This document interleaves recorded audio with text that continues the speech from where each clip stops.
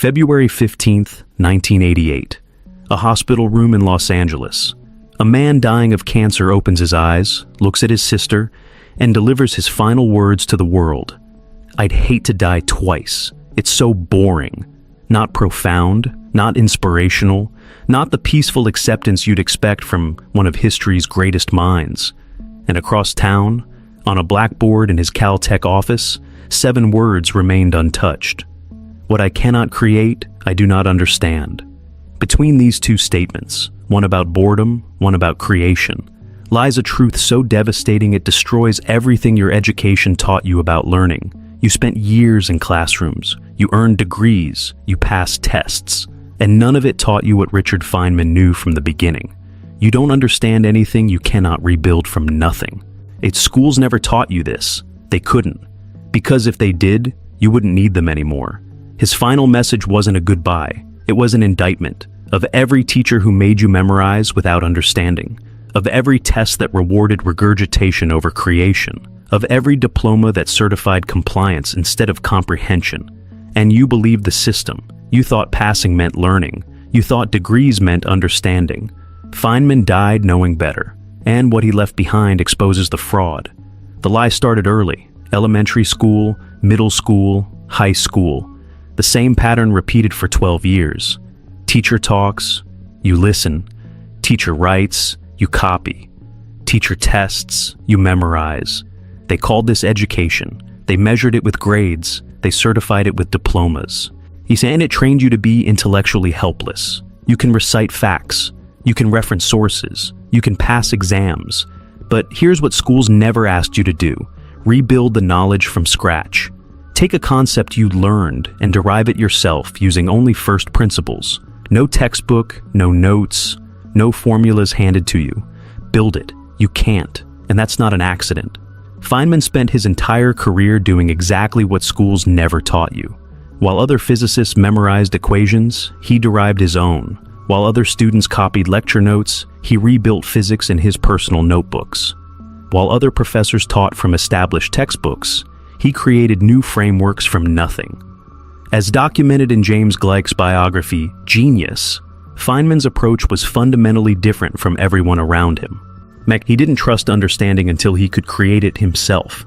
His blackboard message, found untouched after his death, was the culmination of 50 years proving one truth: what I cannot create, I do not understand.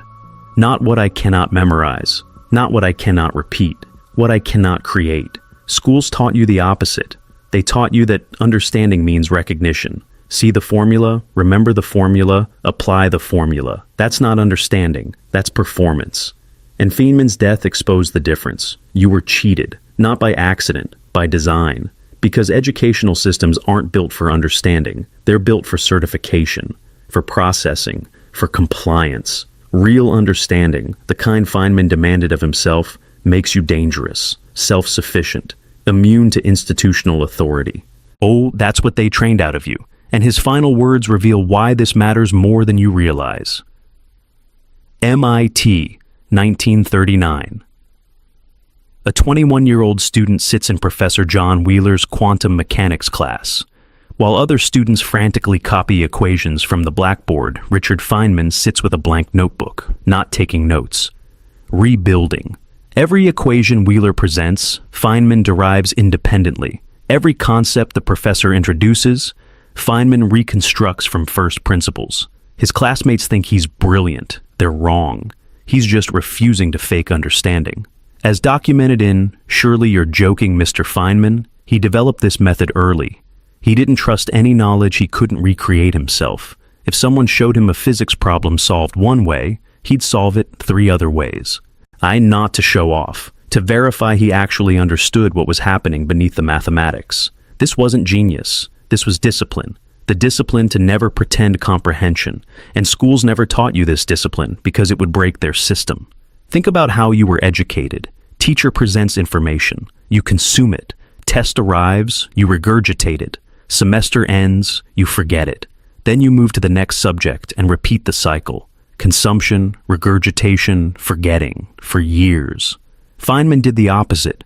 He treated every piece of knowledge like a puzzle he had to reconstruct from individual pieces. Not because the puzzle was incomplete, because reconstruction was the only proof of understanding.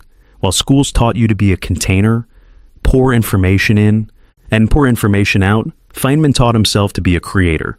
And the difference is everything. Here's the test. Schools never gave you. Take any concept you learned in school, mathematics, history, science, anything. Now, teach it to someone who knows nothing about the subject. But here's the constraint. You cannot reference any external source. No textbooks, no Google, no notes, just your understanding. Explain it from first principles. Derive it, build it, create it. You can't. Almost nobody can. Because schools never trained you to create understanding. They trained you to recognize patterns and repeat answers. That's not the same thing. And Feynman knew it from the beginning. His notebooks, hundreds of them, preserved at Caltech, tell the story. He didn't take notes the way you were taught. He didn't summarize lectures or copy formulas. He built entire alternative frameworks for understanding physics. He'd encounter a concept in class, then go to his notebook and completely rebuild it using different mathematics, different visualizations, different logical paths. This is what I cannot create, I do not understand, actually means. Not philosophical, operational. If you cannot build the knowledge from nothing, you don't own it. You're borrowing it.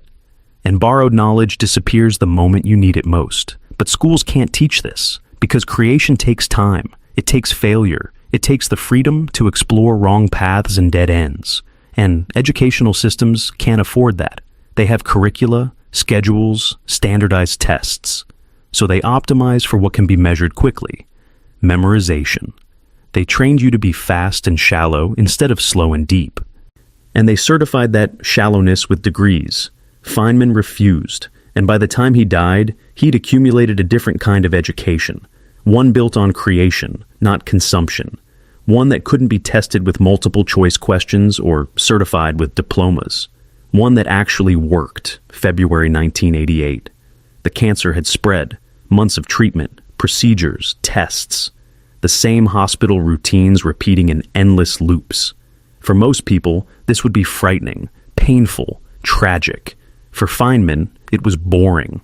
His sister Joan sat with him in those final days. He'd drift in and out of consciousness, extended periods of coma, brief moments of lucidity.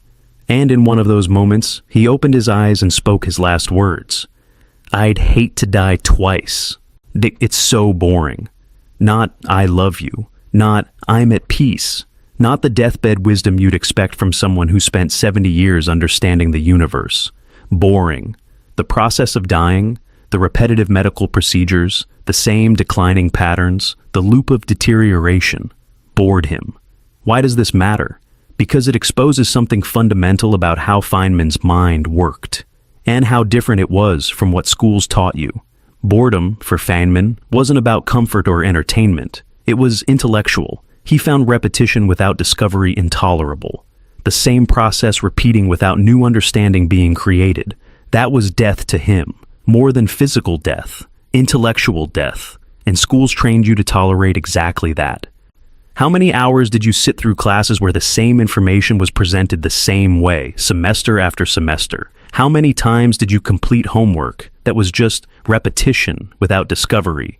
How many tests did you take that measured nothing except your ability to endure boredom? Thousands of hours, years of your life. And the system called that education. Feynman called it boring, and he'd rather die than do it again. There's a profound contradiction in his final messages, and this is where the truth emerges. On one hand, I'd hate to die twice. It's so boring. The ultimate dismissal of repetitive existence. On the other hand, a sealed letter, written 16 months after his first wife Arlene died in 1945, discovered only after his own death in 1988. And a letter he wrote to a dead woman because he couldn't stop creating emotional understanding, even in the face of rational impossibility. The letter, documented in Gleick's biography and preserved in perfectly reasonable deviations from the beaten track, was found sealed in his papers. He wrote it in October 1946, 42 years before his death, 16 months after Arlene died, and it begins, "I adore you, sweetheart." He knew she was dead. He knew the letter would never be read. He wrote it anyway, Because understanding his love required creating its expression, even when that expression went nowhere, even when it defied logic. This is the man who found dying boring, but spent hours writing to someone who couldn't receive the message. Not because he believed in afterlife, not because he thought she'd somehow read it. Yeah, because the act of creation, even creation that served no practical purpose, was how his mind processed understanding. Schools never taught you this. They taught you that creation needs justification, needs grades, needs external validation. Feynman created because creation was understanding. The output didn't need to serve anyone. The process served him. And this separates real learning from what they sold you. Real learning doesn't need an audience, doesn't need approval, doesn't need certification. It happens when you create understanding for yourself, by yourself, regardless of whether anyone else ever sees it. You wrote essays for grades, solved problems for points, studied for tests.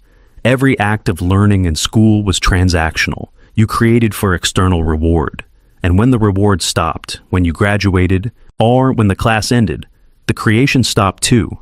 Feynman wrote to a dead woman because understanding doesn't stop when the external purpose disappears. That's the difference between genuine comprehension and scholastic performance. And his boring death, paired with his intimate letter to the void, exposes it. His office at Caltech remained exactly as he left it for weeks after his death. And there, on the blackboard where he'd worked until days before entering the hospital, 7 words remained. What I cannot create, I do not understand. Not erased, not modified, final. And beneath it, a second line. Know how to solve every problem that has been solved. And beneath that, a list. Topics he wanted to explore: beta anomaly, knot theory, two-dimensional Hall effect, non-linear classical physics, 70 years old, dying of cancer. It's still building a list of things he wanted to create understanding of, not learn about, not read about. Create. The blackboard is preserved now. It hangs at Caltech, untouched. Because those 7 words contain what 12 years of compulsory education never taught you. Understanding is an act of construction, not consumption. Here's what those words actually mean. What I cannot create doesn't mean physically build. It means derive, reconstruct, explain from first principles, take nothing on faith, accept no authority, trust no explanation until you can build it yourself using only logical foundations. I do not understand means exactly that. Not, I partially understand. Not, I basically get it. Not, I could probably figure it out if I looked it up. Do not understand? Full stop. And if this standard, creation as the sole proof of understanding, is why Feynman could do what other physicists couldn't. It's why he could explain quantum mechanics to undergraduates when other professors claimed it was too complex. It's why he could investigate the Challenger disaster in 1986 and find the O-ring failure in days when NASA engineers spent months avoiding the answer. It's why he won the Nobel Prize in 1965 for work that completely rebuilt quantum electrodynamics from scratch. Not because he was smarter than other physicists, because he held himself to a different standard, the standard written on his final blackboard. And schools never taught you that standard because it would destroy their entire model. Think about how you were evaluated in school. Multiple choice questions, testing recognition, not creation. Essays graded on format and references, not original reconstruction of ideas. Math problems where you applied formulas without deriving them. Science classes where you memorized theories without rebuilding them. History courses where you recited events without analyzing the logical forces that made them inevitable. Every test, every grade, every diploma certified your ability to recognize and repeat. None of them measured your ability to create, because creation can't be standardized, can't be graded with a rubric, can't be processed through an educational system designed to handle thousands of students with limited teacher time. So, they dropped the standard. They replaced understanding with something measurable, memorization. And they certified that replacement as education. Feynman's blackboard exposes this. Not as philosophy, as methodology. He kept dozens of notebooks where he'd rebuild physics concepts from nothing. He'd take Einstein's relativity and derive it using different mathematics. He'd encounter quantum mechanics and create entirely new visual representations. He'd see a physics problem solved one way and force himself to solve it 3 other ways. This wasn't showing off. This was verification. The only way he trusted that he understood something was if he could create multiple independent paths to the same conclusion. If all the paths converged, the understanding was real. If they didn't, he'd keep working. Schools never asked this of you. They gave you one path, the teacher's path, and tested whether you could walk it, not whether you understood why it led where it did, not whether you could find alternative routes, just whether you could follow directions. And that's why you can pass every test, earn every degree, and still not understand what you supposedly learned. Because following directions isn't understanding, it's compliance. And the education system optimized for compliance, not comprehension. The second line on his blackboard, "Know how to solve every problem that has been solved," reveals another layer. He didn't mean memorize every solution. He meant understand the methods used to solve them. Build a mental toolkit of problem-solving approaches, not formulas, approaches, logical patterns, ways of thinking that transfer across domains. Schools taught you domains, math class, science class, history class, separate subjects with separate methods. Feynman saw methods as universal. The logical approach that solves a physics problem can solve a personal problem. The mathematical framework that describes quantum mechanics can describe decision-making. The creative reconstruction that builds understanding in one field builds it in all fields. But this kind of education can't be industrialized, can't be standardized, can't be delivered to 30 students in 45-minute periods. So, schools abandoned it. They gave you subject-specific formulas instead of domain-independent thinking. They trained you to ask, which formula do I use? Instead of, how do I create a solution? And you graduated believing that was education, that passing tests meant understanding, that degrees meant competence. Feynman's blackboard destroys that belief. Those 7 words are a measurement standard. Schools never gave you. It's not a standard that exposes how little you actually understand. Try it. Pick something you learned in school. Anything. Now explain it to someone from pure first principles. No references, no looking things up, no, well, basically, build the understanding from logical foundations. Derive it, create it. You can't. Not for most things. Because schools never trained you to create understanding. They trained you to recognize it when someone else presents it. And recognition isn't understanding. Creation over consumption. The boring death. The blackboard testament. These aren't separate principles. They're one system. The opposite of everything your education taught you. Feynman didn't just think differently. He operated under different rules that produce different results. And schools couldn't teach those rules because they contradict the entire industrial model of education. The system needs you to believe that understanding comes from authority. Teacher knows, teacher tells, you learn. Expert writes, you read, you understand. Institution certifies, you graduate, you're competent. That's the model, and it requires you to trust external sources more than internal verification. Feynman inverted this. He trusted nothing until he could create it himself. When he won the Nobel Prize in 1965 for quantum electrodynamics, the achievement wasn't discovering something new. It was rebuilding something old in a way that made it actually comprehensible. Other physicists had the same information. They couldn't explain it. Feynman could. Large because he'd reconstructed it from logical foundations instead of accepting it from authorities. This is what I cannot create I do not understand means in practice. Authority doesn't create understanding. Creation creates understanding. And schools systematically trained you to trust authority instead of developing creation. Every time you cited a source instead of deriving the conclusion. Every time you referenced an expert instead of reconstructing the argument. Every time you looked up an answer instead of building it from logic. You were practicing authority-based thinking, and authority-based thinking isn't thinking, it's obedience. The problem was never your intelligence. It was never your capability. It was the method they forced on you. They taught you to be a consumer of understanding rather than a creator of it. They rewarded recognition over reconstruction. They certified compliance over comprehension. And they called it education. Gave you diplomas for it. Told you it prepared you for the real world. Feynman's final blackboard proves they lied. As documented by Lawrence Krauss in Quantum Man, Feynman's approach wasn't about being brilliant. It was about being honest. He refused to pretend he understood things he couldn't create. Most people, most educated people, do the opposite. They recite information they've consumed and call it understanding. They reference sources they haven't verified. They repeat explanations they haven't reconstructed. Feynman found this intellectually dishonest, not morally wrong, intellectually empty. Because borrowed understanding disappears under pressure. When you face a novel problem, memorized formulas fail. When you encounter an unexpected situation, repeated explanations don't transfer. You need actual understanding, and actual understanding only comes from creation.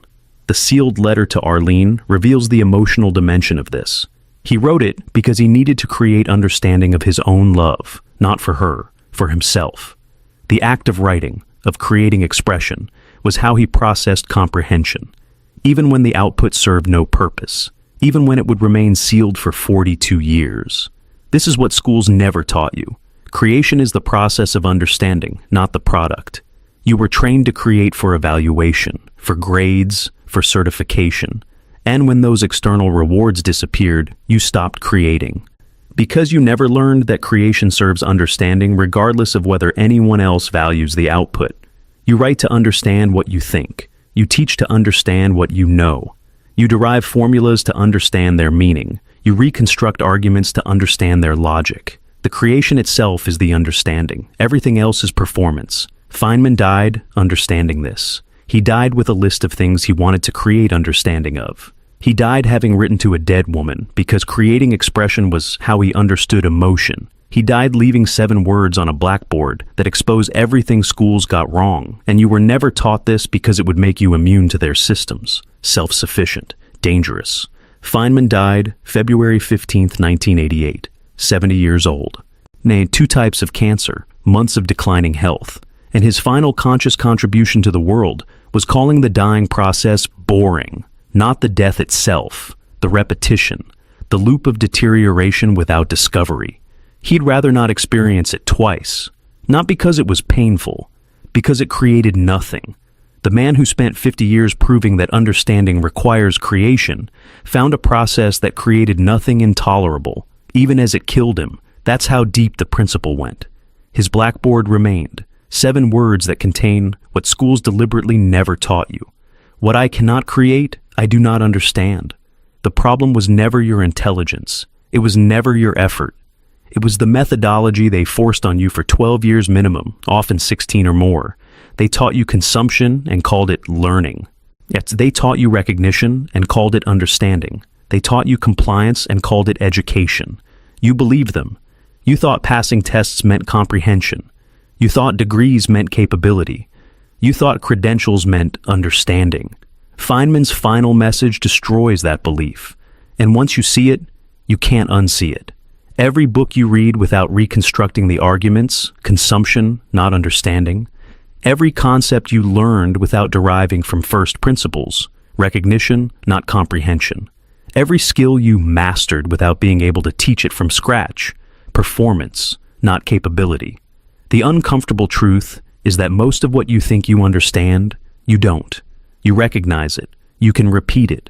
You might even be able to apply it in familiar contexts, but you can't create it. And creation is the only standard that matters. Schools couldn't teach you this. The economics don't work. The industrial model of education requires standardization, and creation can't be standardized. It requires time, failure, and freedom.